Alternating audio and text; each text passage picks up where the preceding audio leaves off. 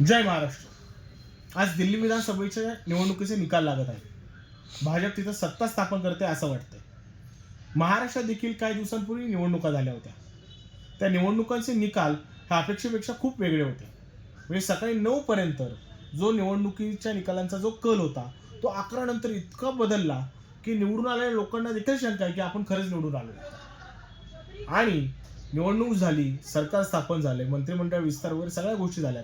आता संसदेमध्ये देशाचे विरोधी पक्षनेते राहुल गांधी यांनी काही आकडेवारी मांडली.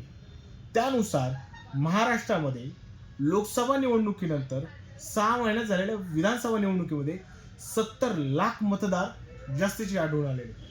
केवळ 6 महिन्यात 70 लाख नवीन मतदार महाराष्ट्रात नोंदणी झाली. विशेष म्हणजे आणखीन एक नवीन माहिती अशी आली आहे की महाराष्ट्राची एकूण जी लोकसंख्या आहे त्या लोकसंख्येपेक्षा 30 लाख मतदार जास्त आहेत. हे कसं शक्य आहे? हे झालं कशामुळं? याचं उत्तर निवडणूक आयोगाने द्यावं. नीट ऐका, निवडणूक आयोगाने. उगीच भाजपच्या भक्तांनी स्वतःवर हे घेऊ नये. हा प्रश्न भाजपला नाहीये, हा प्रश्न निवडणूक आयोगाला आहे. ही महाराष्ट्राच्या लोकसंख्येपेक्षा महाराष्ट्रात मतदार जास्त आले कुठून?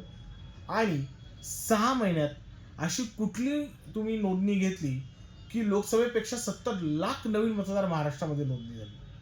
याचं उत्तर निवडणूक आयोगाने द्यावं.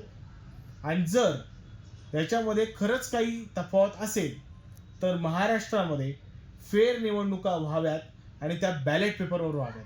जय महाराष्ट्र.